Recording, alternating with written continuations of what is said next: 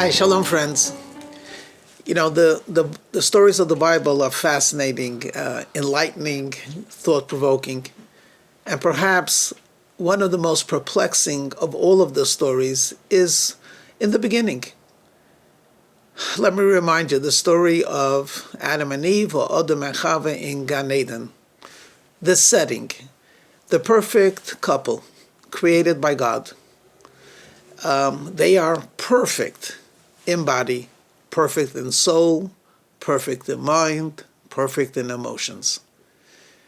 They're in a perfect setting, Garden of Eden. I mean, what paradise? What more can you ask for? And God gives them an explicit command. From all the trees of the garden you may eat freely, but from the tree of knowledge, good and bad, you may not eat. And then to emphasize that prohibition, on the day that you eat, you will die. And yet they eat. Any thinking person has to ask, why did they eat? What was so compelling? And it was a matter, there was no coercion. Oh, so yeah, you all know this story. There was a creature, we'll call him the serpent, and he starts off with a question.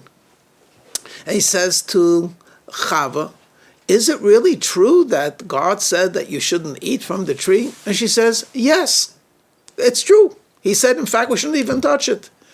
And then he says, well, I'm going to give you a reason why he doesn't want you to eat from the tree. He doesn't want you to be like him because God knows things that man does not know. He knows good and evil. You don't. So wouldn't you rather be like God?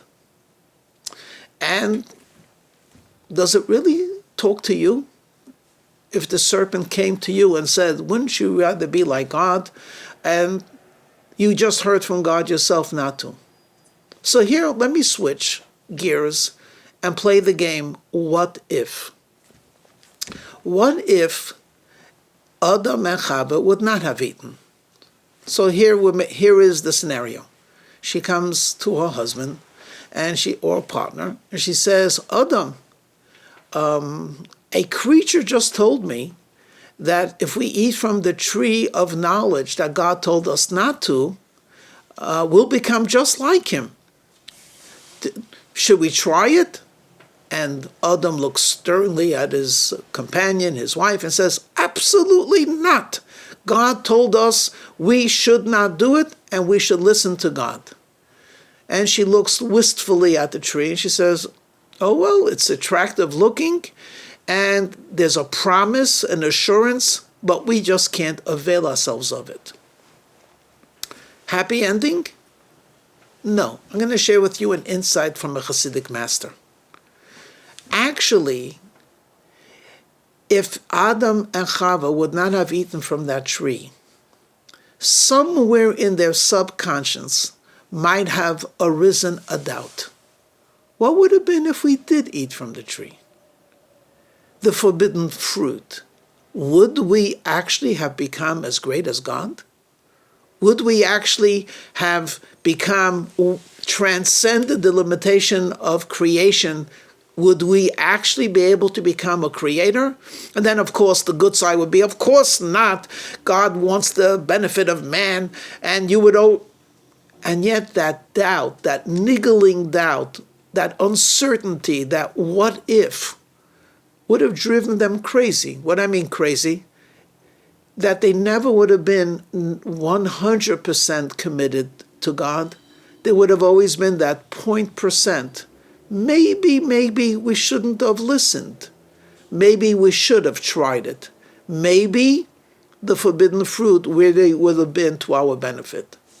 So in order for mankind never to have that question, never to doubt God, never to wonder, that does God want things for our benefit or for his benefit, so to speak, or both together, Adam ate and then realized that the gift that he was given brought travail, it brought sadness, it brought anxiety, and it actually brought the opposite of blessing. So looking at it from this perspective, it was a sin, a transgression. They did a prohibition, and at the same time, they brought a clarity and a wholesomeness to mankind vis-a-vis when God speaks, you have to listen. There is no agenda other than God. This is the goodness that brings out the goodness of man as well as the divinity. But they did eat. So I want to suggest that what if became part of man. And you see it most clearly in Jewish history. So for man, I'll just throw out one or two ideas. If you think about how people get into trouble, often it's with that what if. So let's talk about some of the common vices. Person drinks too much. No one starts drinking too much. It's drinking, enjoying, or feeling euphoric, and then, what if I had just one more drink? It's so good. What happens if I just took that one more? Or you're in Vegas, and you're gambling, and you say, what if I just tried one more bet, or made it a little bit higher? Or perhaps there's someone in the office that's attractive, and you say to yourself, what would be if let's say I asked that person to have lunch with me? What if? It's all innocent. It's often that what if that leads to a path of degradation. Look at Jewish history for a moment. Imagine, again, with imagination, the Jewish people are living securely in the land of Israel, serving God with love and fear with the temple, and the forces of evil, or maybe the forces of judgment, present before the heavenly court and say, Almighty God, the Jews are very loyal to you, but what if they would have been kicked out of the land and dispersed? Do you really think that the Jewish people would be loyal?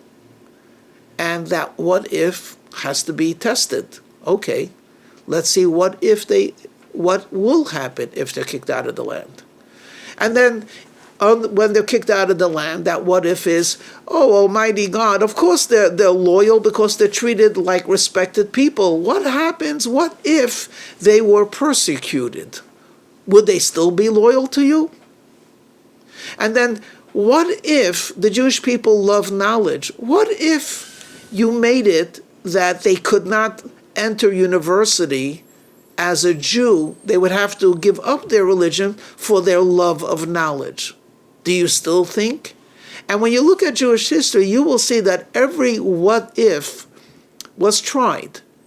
And every response was, what if we would still remain loyal? What if we would still be dedicated? What if we would still be committed?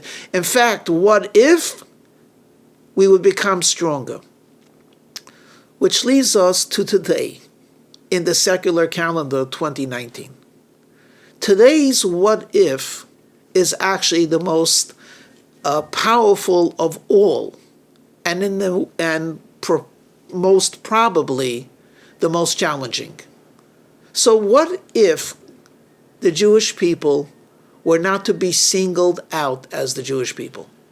Anti-Semitism actually singles the Jewish people out as something unique. So it could cause a person to get angry and divest himself of his observance, but it could also do the opposite. If they're saying I'm Jewish and they're saying that I am unique, maybe I should act it out. But what if the Jewish people, no one even spoke about them? They were just like everyone else, with all of the opportunities and all of the foibles. In fact, what if the Jewish people even had a country where they could speak Hebrew and keep Shabbos and kosher and feel comfortable doing their thing? Would they still be loyal to you? That, my friend, is where we find ourselves today. We're not being singled out at all. Of course, we know there is anti-Semitism, but by and large, especially in the Western cultured countries, No. You shouldn't be a racist, you shouldn't be an anti-Semite, and you should just respect people for who they are, individuals. So what if you were Jewish? What happens if you were a man or a woman or a young boy and a young girl growing up in a place where no one cared if you were Jewish or not? You would not be persecuted, nor would you be rewarded. Would the Jewish people then be loyal to God? This condition is unique to Jewish history. It was either always singled out for the good or singled out for the bad. But to be ignored as a Jew, at least the way I'm presenting it, never happened before until the last 50, 60 years of Jewish history. Friends, what if is currently happening?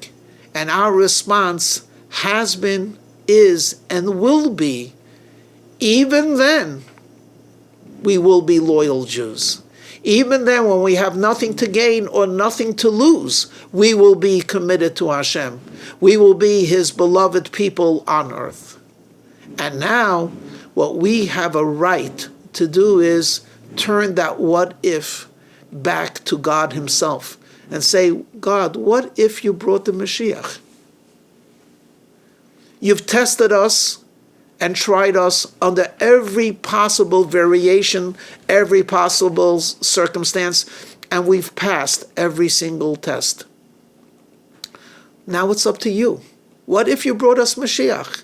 What would happen then? We are assured what will happen. We'd like to see it. In the meantime, there is a way to answer that what if would happen, what will happen if Mashiach comes. And that is to borrow a thought from our Rabbi. Live today as if Mashiach came. What's stopping you? When Mashiach will come, there'll be goodness, there'll be kindness, there'll be good health, there won't be any hatred. You could do that, at least in your personal life. There'll also be dedication, commitment, love and fear, goodness and virtue, and godliness. Who's stopping you? And then when the Almighty sees that bringing Mashiach will only bring out the best within His beautiful people, we could be assured that it will take place immediately. Shalom.